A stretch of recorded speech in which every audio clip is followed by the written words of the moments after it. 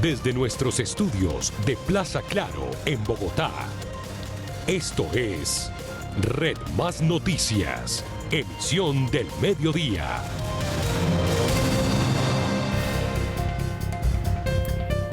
Buenas tardes y bienvenidos. Llega el momento para conocer las noticias. Gracias por acompañarnos. Y la semana comienza con una muy fuerte polémica en torno a los resultados de las elecciones legislativas del pasado 13 de marzo. Se reúne a esta hora la Comisión de Garantías Electorales y el país, por supuesto, está atento a si habrá o no recuento de votos, pero al parecer esa es una decisión que todavía no se sabrá. Cintia Pineda, buenas tardes. ¿Qué ha pasado hasta el momento? Paula y televidentes, buenas tardes. Ya se cumplen 2 horas de haber iniciado esta reunión en que empezó con una explicación por parte del registrador nacional Alexander Vega de lo que fue esas irregularidades que se presentaron en el preconteo de votos. Él mostró esas inconsistencias que según él hubo por parte de algunos jurados de votación y cómo fue ese proceso de escrutinio en el que el pacto histórico de Gustavo Petro recuperó casi 400.000 votos para su lista al Senado de la República. Lo que ha pasado hasta el momento es que el Consejo Nacional Electoral está aquí, los magistrados de este órgano, quienes están en este momento escuchando a los diferentes representantes de los partidos políticos, quienes están exponiendo sus inquietudes, sus dudas sobre lo que hay en este escrutinio de votos, que pues para algunas colectividades políticas resultó con la pérdida de votos y pues para otra como el Pacto Histórico y el Partido Liberal, el nuevo liberalismo, resultó que recuperaron algunos votos. Ellos lo que van a hacer a esta hora es escuchar esas reclamaciones y la solicitud de algunas colectividades políticas de hacer ese reconteo de los votos y después se reunirán en una sala plena donde decidirán si finalmente autorizan o no a realizar este reconteo de votos, que sería algo histórico en nuestro país. Escuchemos lo que dijo al respecto el ministro del Interior y también el registrador. Y que aquí, dentro del marco institucional, pensando en el país, todos podamos presentar esas sugerencias y que los órganos electorales, que son independientes, puedan tomar las mejores decisiones. Porque se ha especulado en la desinformación que el pacto histórico tenía un canal directo con la entidad, todos los partidos tenían canales directos con la entidad. Y ninguna información fue privilegiada para nadie, señor ministro. Gracias al control electoral que hizo el pacto histórico, los otros partidos, con la información que suministra la registraduría, hacen el control y hacen las advertencias. Pero no hubo acá ningún partido por encima de otro. Todos tenían acceso directo a la información y todos tenían acceso a los archivos planos. Ya lo que están diciendo algunos partidos políticos acá, Paula, es que esta logística sería casi imposible de cumplirla, de volver a abrir las bolsas y contar voto por voto de estas listas a Senado. Por ejemplo, el Partido Liberal y también el Partido de la U han dicho o han solicitado que pues este reconteo de votos no sería posible y que lo que sí pueden hacer es reclamaciones en este proceso de escrutinio por parte de los partidos para que se revisen los votos en algunas mesas. Más bien es hacer un escrutinio mucho más lento, un escrutinio donde se le dé garantías a todos los partidos, a todos los movimientos políticos para que puedan hacer sus reclamaciones a nivel municipal, departamental o nacional en caso de que no se den cualquiera de esas instancias. Y así de esa manera pues poder darle un espaldarazo a la institucionalidad. Pues eso es hasta ahora lo que ha pasado en este momento. Aquí no se va a tomar ninguna decisión porque ya serán los magistrados del Consejo Nacional Electoral quienes tengan la última palabra. Es por ahora toda la información. Cintia Pineda, Red Más Noticias. Bien, Cintia, gracias. Actualización a esta hora entonces de cómo va este debate nacional en lo que tiene que ver con esas elecciones del domingo 13 de marzo. Pero ¿cómo se llevaría a cabo un recuento de votos? ¿Quiénes serían los encargados además de hacerlo? Estas son algunas de las preguntas que rondan un procedimiento que sería además inédito en el país. Tras la aparición de casi 400.000 votos para el pacto histórico en el escrutinio de las elecciones al Senado, varios partidos políticos pidieron un nuevo reconteo de los votos, una propuesta a la que incluso se sumó el Gobierno Nacional y el propio registrador Alexander Vega. Como Gobierno Nacional consideramos no solamente que la independencia de la organización electoral debe primar, sino que aquí se deben tener y se deben considerar de manera independiente por parte de la organización electoral todas las herramientas legales que puedan implementarse para darle tranquilidad y garantías al pueblo colombiano. El recuento es una opción, pero hay que respetar igualmente los escrutinios que ya están. Cualquier determinación que se tome, lo que buscamos es legitimar el proceso electoral. Queremos el consenso. Sé que es muy difícil entre las fuerzas políticas en este momento generar el consenso, pero quiero solicitarles como registrador y a las misiones de observación electoral que nos han acompañado internacionalmente, que lo importante es llegar a la verdad electoral. El Consejo Nacional Electoral sería el órgano encargado de autorizar este reconteo de los votos y básicamente consistiría en abrir las bolsas donde están los tarjetones de Senado y realizar nuevamente el conteo voto por voto para poder confirmar los resultados del escrutinio de la registraduría.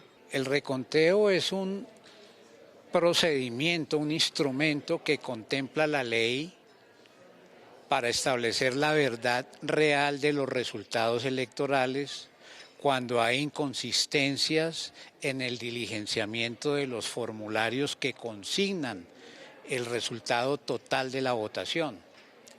Pero el Código Electoral no contempla, en nuestro caso, un reconteo general e indiscriminado. Tras escuchar las reclamaciones de los partidos políticos, la Sala Plena del CNE definirá si habrá o no un nuevo reconteo de los votos a Senado.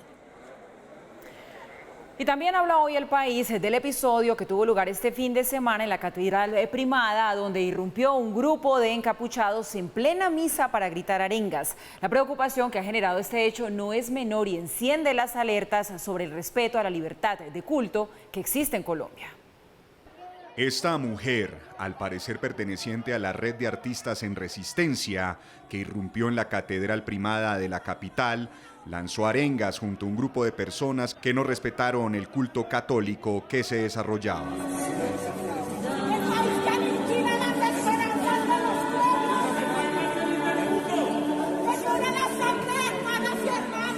Esta líder, al parecer identificada con el alias de Simona, advirtió a través de su cuenta de Twitter que convocarían a este tipo de actos. Venimos a gritar y a poetizar ante lo injusto. Convocaremos huelgas, pintaremos paredes, gritaremos en las iglesias, en los cementerios, en las plazas para potenciar la combatividad que caracteriza el arte. La presunta activista también había sido noticia cuando se tomó una instantánea frente a las instalaciones de Semana, cuya fuente tiñó de rojo. Asimismo, ha participado de protestas durante el paro nacional y ha abanderado solicitudes de movimientos sociales. El presidente de Colombia inmediatamente se pronunció. Indigna la violación a la libertad de cultos, la agresión a las creencias de otros y la intención de pisotear un templo sagrado.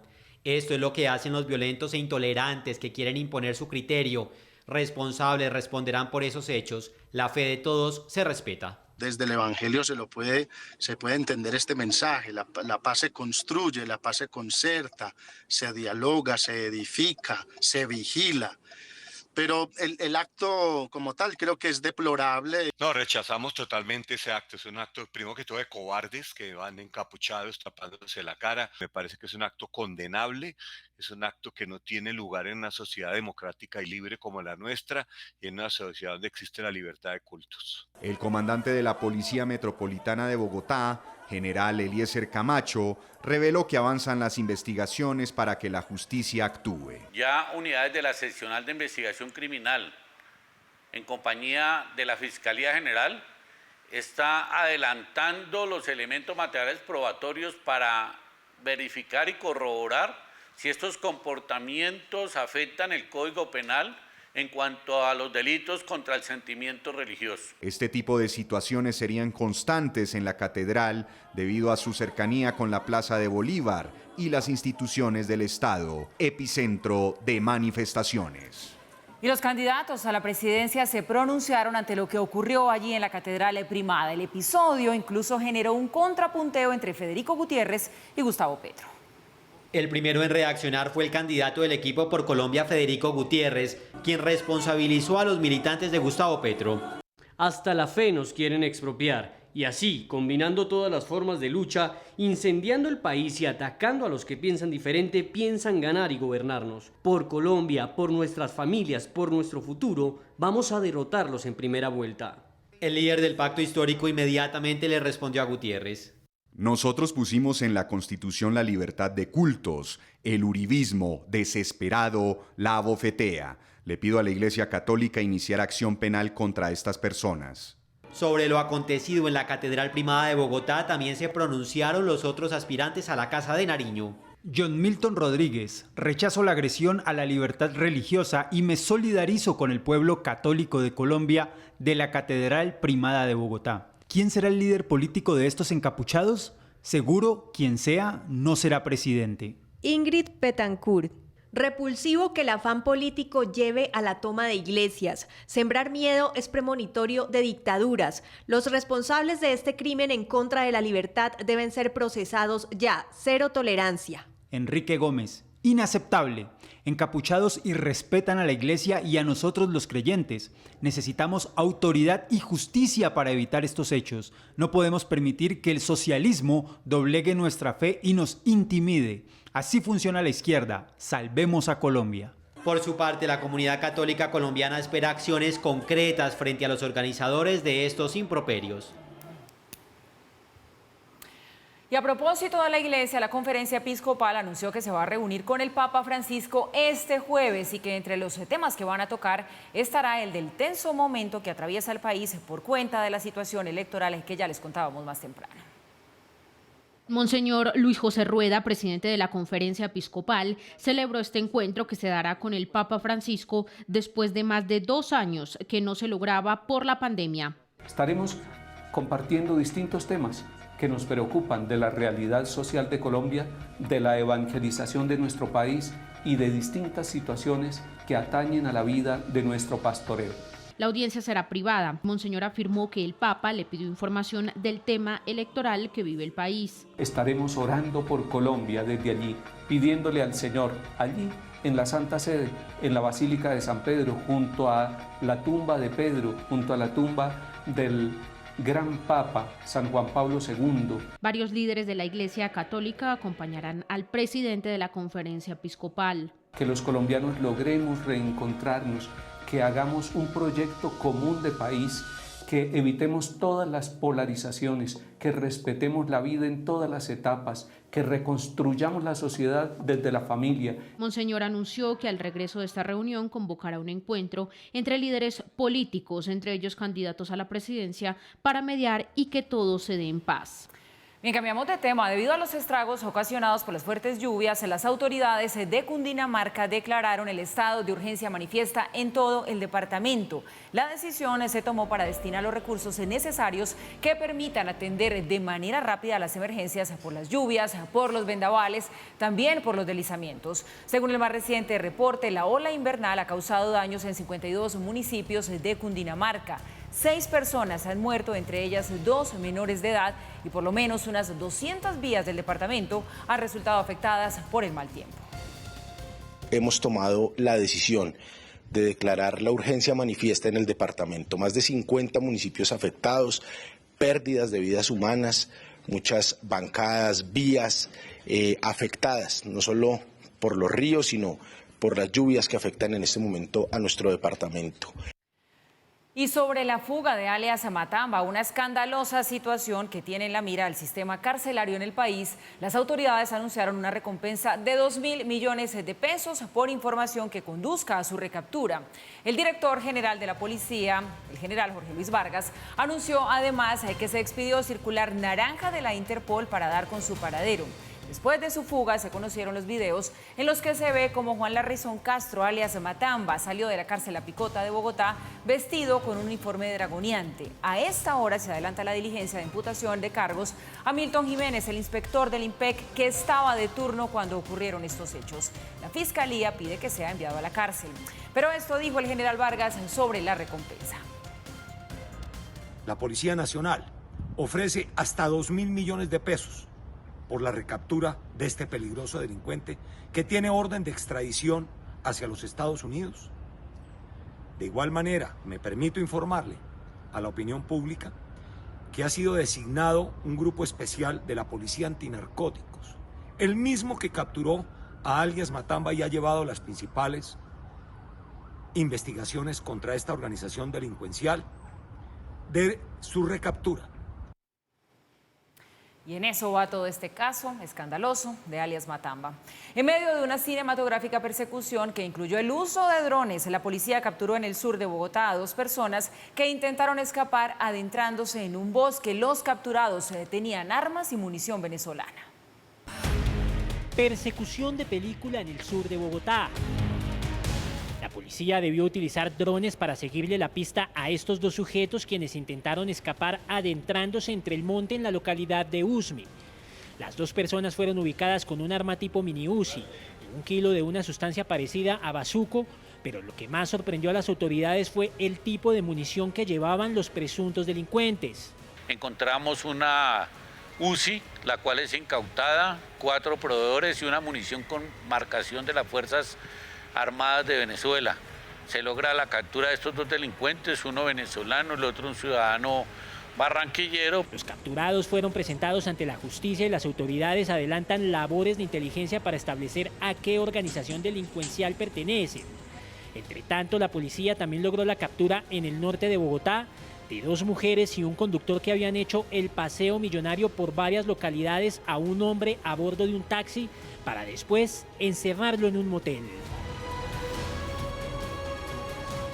Entre tanto, fue capturado el máximo cabecilla del ELN en Arauca. Junto a él estaba la mujer señalada de ser la encargada de la red de apoyo al terrorismo de ese grupo, quien también quedó a disposición de las autoridades.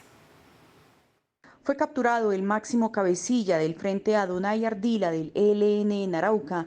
En un trabajo de inteligencia, las tropas de la 16ª Brigada propinaron un contundente golpe al Frente de Guerra Oriental con la captura de Freddy Buitrago Parada, alias Monocanas. Junto a este peligroso delincuente fue capturada una mujer señalada de ser integrante de la red de apoyo al terrorismo del mismo grupo. Esta importante operación produce al interior de este GAO ELN una fractura en su mando y control, ya que este cabecilla era el encargado de articular el corredor de movilidad que hay entre los departamentos de Casanare, Arauca y el vecino país. Esta operación se desarrolló en el caserío de la vereda San Lope, municipio de Tame, Arauca, donde las unidades militares, al recibir información de inteligencia, ingresaron a la zona y capturaron a estas personas que se dedicaban a realizar cobros extorsivos. En el lugar de la detención se hallaron varias armas, cartuchos, celulares y documentos de inteligencia militar. Con estas capturas se continúa debilitando al GAO ELN, que delinque en los departamentos de Arauca, Boyacá, Casanare y norte de Santander.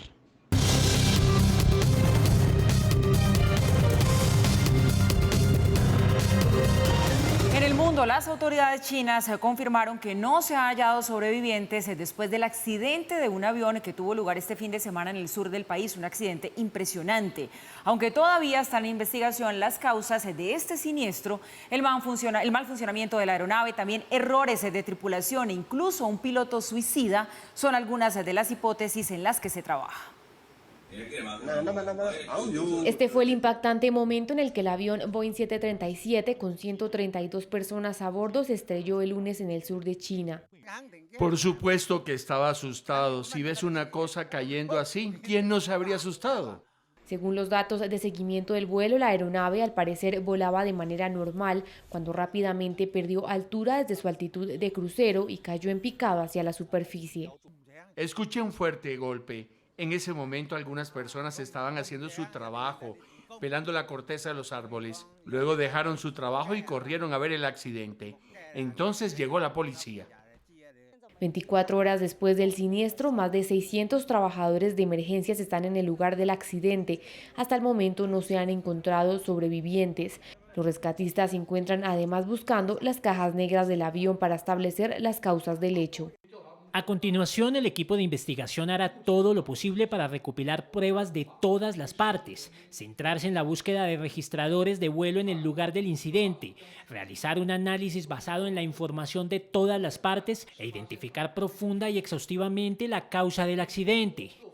Expertos aseguraron que se trata de un suceso extraño, pues este tipo de modelo de avión, al igual que otras aeronaves de pasajeros, está diseñado para que normalmente no se sumerja en ángulos pronunciados, lo que podría sugerir que el hecho se produjo por un esfuerzo extremo por parte de algún miembro de la tripulación o un mal funcionamiento muy inusual. Incluso ya se habla de que podría estar relacionado a un intento de suicidio por parte del piloto. Sin embargo, por ahora los investigadores aseguraron tratarán de analizar el clima que rodea al avión, si los pilotos hicieron llamadas de socorro, cualquier pista en los restos de posibles fallas, así como perfiles detallados de la tripulación. A solo 2 días de su viaje a Europa, el presidente de los Estados Unidos, Joe Biden, alertó que el gobierno de Vladimir Putin está considerando usar armas químicas y biológicas en Ucrania.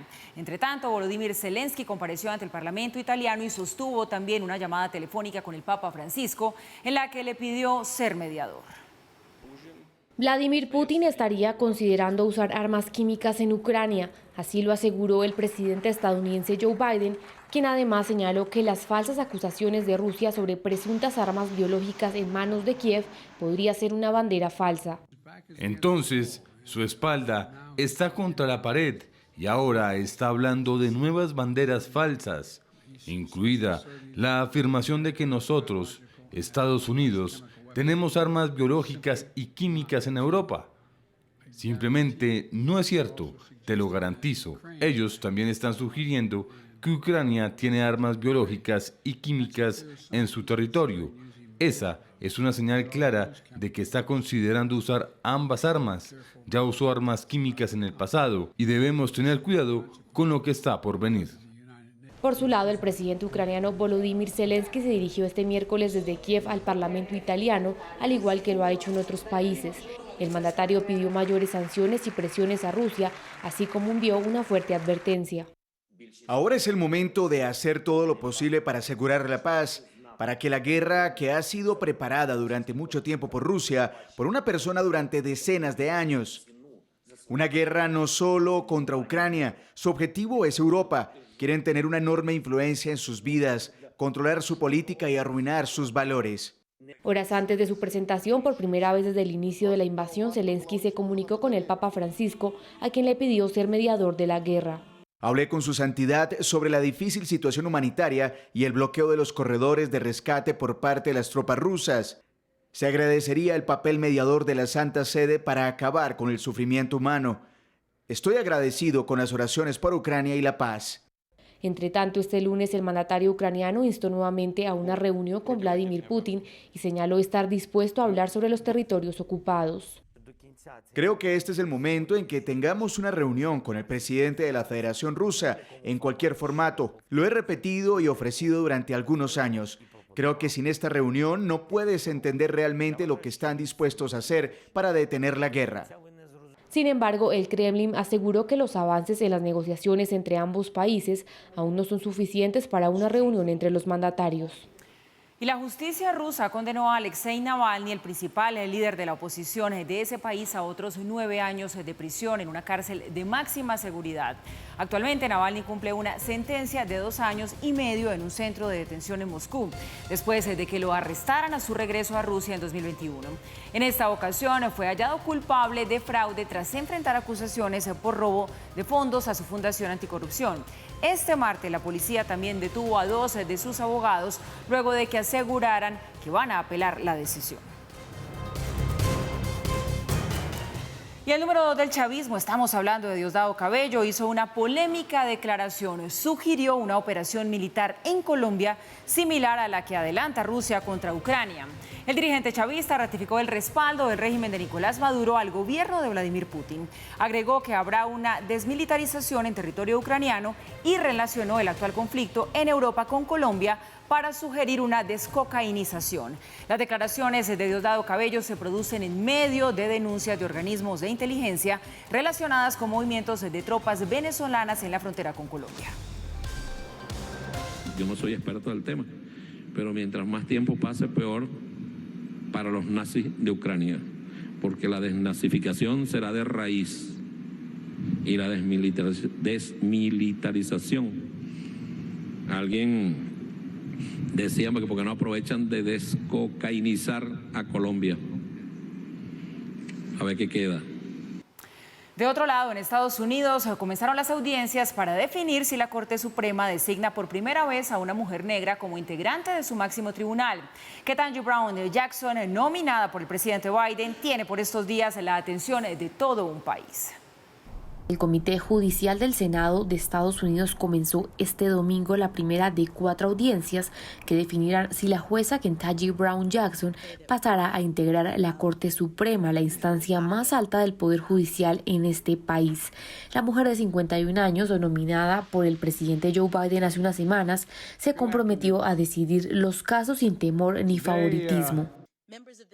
Miembros de este comité, si me confirman, les prometo que trabajaré de manera productiva para apoyar y defender la Constitución y este gran experimento de la democracia estadounidense que ha perdurado durante los últimos 246 años.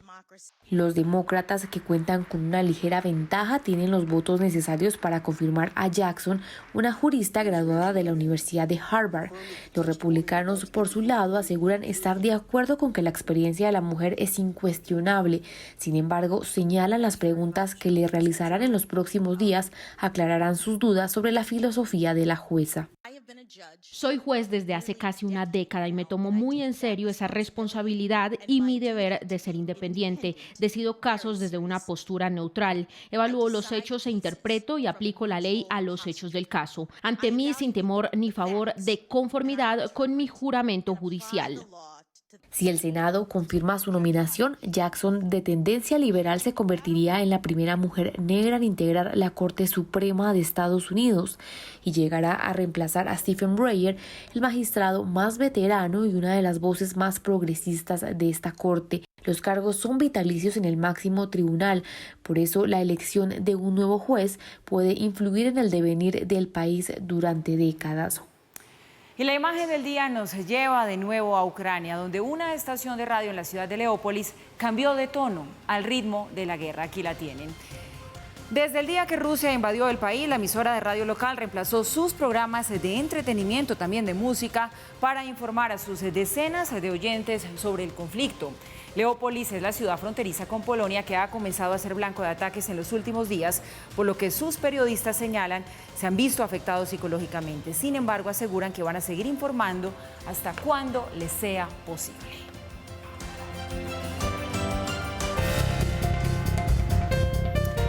Regresamos al país y en Medellín la noticia es política. 2 secretarios del despacho del alcalde Daniel Quintero presentaron su renuncia para irse a trabajar a la campaña de Gustavo Petro. Santiago Campo, buenas tardes. ¿Quiénes renunciaron y cuál será el papel que van a desempeñar ahora? Así es, Paula, televidentes, buenas tardes. Estamos hablando del secretario de Gobierno, Esteban Restrepo, quien en la alcaldía era mano derecha del alcalde y que también fungió como gerente para el COVID-19 en la ciudad. Pero también hablamos de Juan Pablo Ramírez, es secretario de Inclusión Social y que en algún momento fue alcalde encargado cuando Quintero y Restrepo no estaban disponibles. De forma oficial, estos 2 exfuncionarios públicos hicieron pública la participación en política por la campaña de Gustavo Petro y dicen que van a desarrollar nuevas estrategias que vinculen a otros sectores políticos, movimientos sociales y ciudadanos. Estamos mamados de los gobiernos uribistas, estamos mamados de los gobiernos uribistas, de los falsos positivos, de que conviertan la salud en un negocio, las pensiones en un negocio, la política de la guerra y la política de las élites. Y es por eso que Federico Gutiérrez es el candidato de Duque y el candidato de Uribe. Por cierto, dicen que la meta es tener más de 300.000 votos a favor de Gustavo Petro en el departamento de Antioquia. Pero toquemos otro tema que también generó alguna discusión en redes sociales y en los diferentes medios, y es que el evento que hicieron estaba a muy pocos metros de la alcaldía de Medellín, a lo cual se suma a las diferentes críticas que durante los últimos tiempos le han hecho a esta administración municipal por su presunta participación en política. Y este es el centro político administrativo de nuestra ciudad, desde el cual se debe irradiar los grandes anuncios, los grandes debates políticos y los grandes retos que tiene la ciudad en materia política en la actualidad. Sin dejar de lado este tema, recordemos que desde la semana pasada un diputado del departamento de Antioquia presentó ante la Procuraduría General de la Nación una denuncia contra el alcalde de Medellín por presunta participación política, a lo cual el mandatario ha dicho que ya las elecciones ya pasaron. Desde la capital de Antioquia, Renma Noticias, Santiago Ocampo Ciro. Feliz tarde. Bien, Santiago, gracias. Feliz tarde y feliz semana corta también para usted. Miren, en medio de la polémica, de lo que está pasando por todos lados, se sigue moviendo también la campaña a la presidencia. Gustavo Petro daría a conocer en las próximas horas su fórmula a la vicepresidencia. Karina Soler, buenas tardes. Usted está en el Congreso. ¿Qué se sabe? ¿Ya hay una hora estimada para ese anuncio? Así es, Paula y televidentes, se espera que hoy Gustavo Petro haga el anuncio sobre su fórmula vicepresidencial. Se esperaba, en principio, se debería conocer al mediodía. Después se pasó a la 1:30 de la tarde y sería en el Salón de la Constitución, aquí en el Congreso de la República. El nombre más opcionado es el de Francia Márquez, pues recordemos que es la segunda más votada dentro de su coalición, dentro del pacto histórico, y la tercera si la miramos con todas las coaliciones, pues primero está Gustavo Petro, luego estaría Federico Gutiérrez y por último estaría ella con más de 785.000 votos, lo que le daría la oportunidad de ser esa fórmula vicepresidencial que, como algunos dicen, podría ganar en primera vuelta. Otro de los nombres que han sonado es, hablando de Medellín, es el nombre de la esposa del alcalde de Medellín, Diana Marcela Osorio. Algunos dicen que no se contempla, pues por las elecciones el pacto histórico no tuvo muy buena votación en Medellín. Pero la ventana de opciones sigue creciendo, pero todos quieren solo a Francia Márquez, porque algunos manifiestan que si Francia Márquez no llega a ser la fórmula vicepresidencial de Gustavo Petro, pues no lo apoyarían, porque consideran que ella se ha ganado a pulso esa oportunidad de ser la fórmula vicepresidencial. Otra de las cosas de las que conocemos es que en estos momentos Gustavo Petro está reunido con los presidentes que reúnen el pacto histórico, pero a la 1:30 de la tarde esperemos cuál sería el anuncio de Gustavo Petro. Esta es toda la información que les tengo desde el Congreso de la República. Regresamos a estudio con más información. Karina Soler. Bien, Karina, gracias. Atentos entonces hacia la 1:30 de la tarde para este anuncio.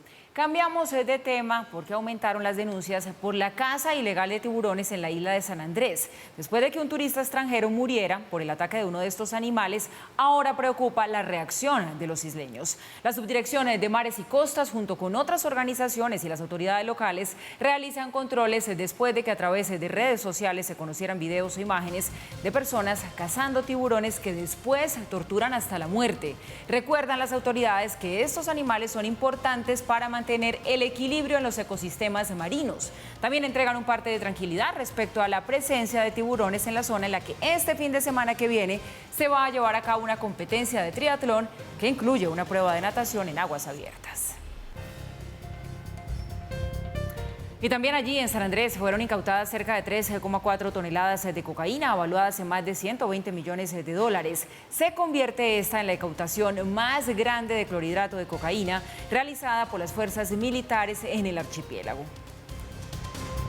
Gracias a la sinergia operacional entre la Fuerza Aérea de Colombia, la Armada de Colombia, con el apoyo del Comando Sur de los Estados Unidos, se logra la neutralización de una embarcación tipo Go Fast, que zarpó de costas colombianas con destino Centroamérica, con 5 tripulantes a bordo, 3 de ellos de nacionalidad nicaragüense y 2 costarricenses, transportando cerca de 3,4 toneladas de cocaína, que hubieran alcanzado un valor de 120 millones de dólares en el mercado de los Estados Unidos.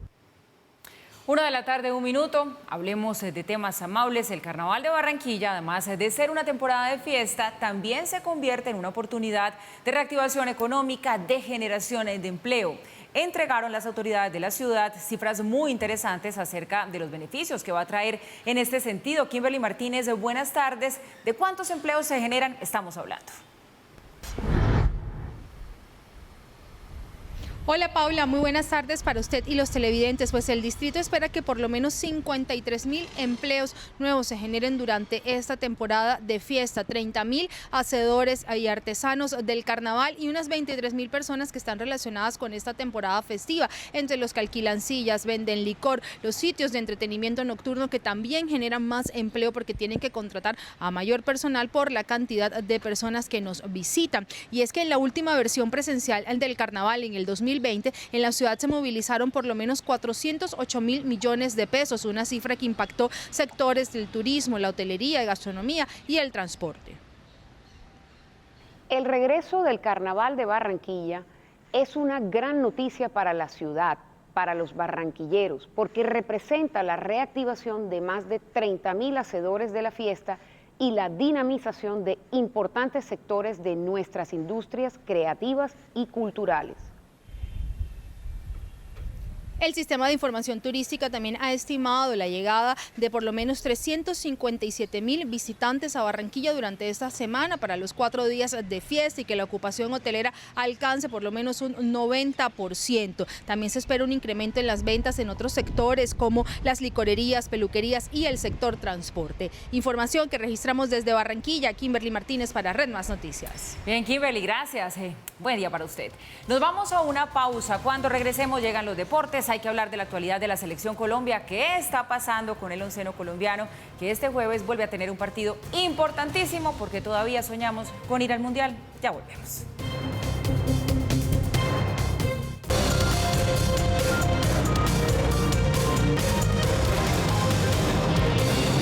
Bueno, regresamos. Como lo habíamos anunciado, para hablar de deportes, la Selección Colombia, Andrés Páez, muy buenas tardes, vuelve a hacer noticia porque, no perdemos la ilusión, sabemos que esto está apretadísimo, pero decimos, todavía tenemos un chance de clasificar al Mundial. ¿Cómo estamos? Mientras haya matemática, Paula, hay derecho de soñar. Buenas tardes para ti y para todos los televidentes. Sí, los reflectores están diciendo selección durante toda esta semana hasta el martes, porque jugamos el jueves frente a Bolivia, después viaje a Venezuela para enfrentar el último partido de eliminatoria.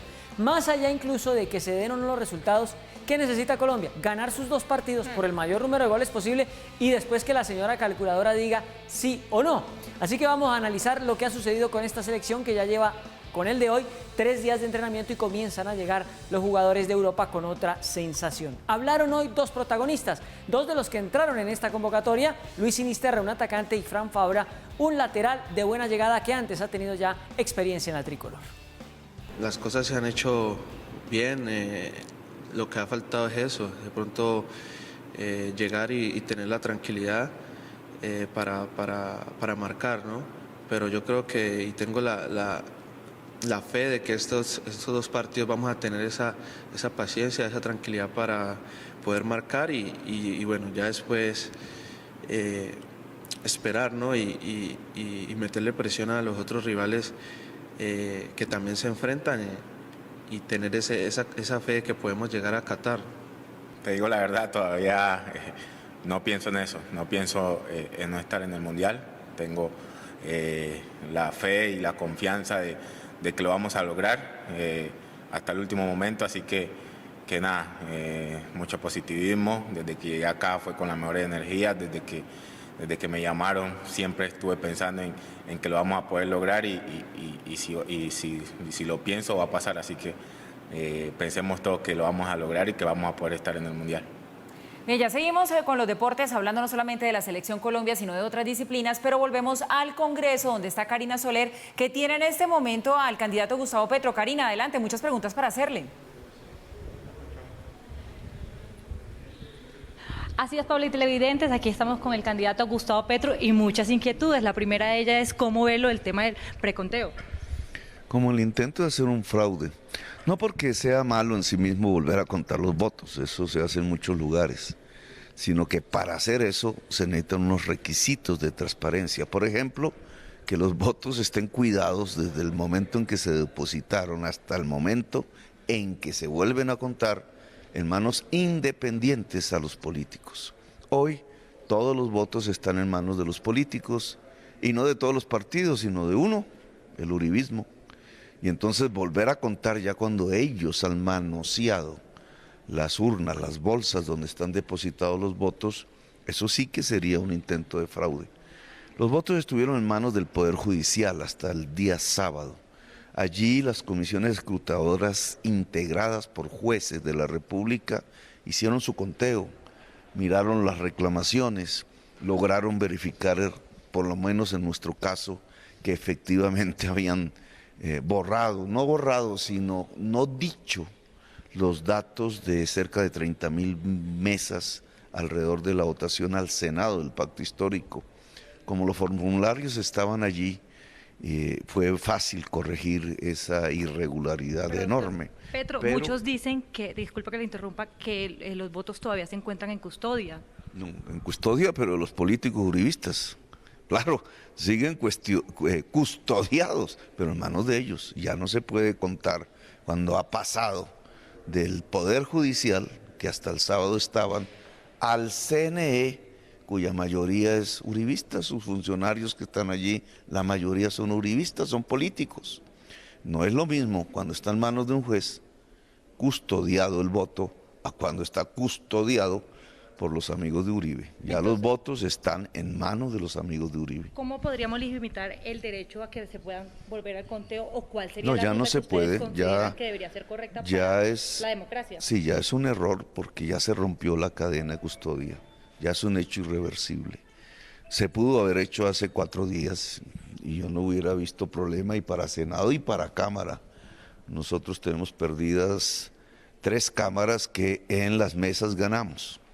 Pero hoy no, hoy los votos están en manos de los funcionarios de Uribe, y en esa medida tratar de volverlos a contar, no sabemos si han metido votos, si no, qué ha pasado con ellos, ya no hay una garantía plena de transparencia, y en esa medida la decisión que además no podría tomar el registrador, tampoco el presidente, tampoco el CNE, porque no está en la Constitución ni en la ley. Es una decisión arbitraria e indudablemente un fraude, un golpe. ¿Cuándo lo volveremos a ver a usted en debates? En debates parlamentarios No, o en debates presidenciales. En debates presidenciales. Cuando se garantice la transparencia del voto en estos días, estamos en esos momentos difíciles.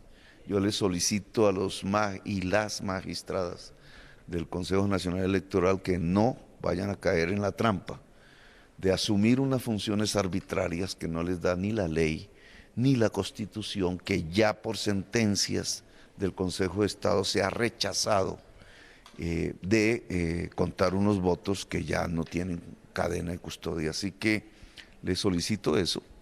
Si el Consejo Nacional Electoral, respetuosamente con la sociedad colombiana, no toma esa decisión que quisieran impulsar los dirigentes del proyecto uribista, pues volvemos a nuestros debates comunes y corrientes. ¿Y su fórmula vicepresidencial para hoy o para cuándo? Ya se tomará la decisión con calma. ¿Con calma? Sí. ¿Y usted hasta cuándo será senador de la República? ¿Terminará su legislatura?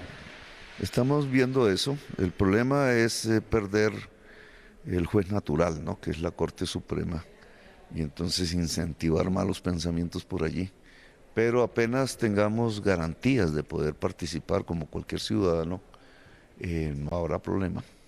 Bueno, esa es toda la información que le tenemos desde el Congreso de la República con el candidato Gustavo Petro. Regresamos a estudio con más información. Karina Soler.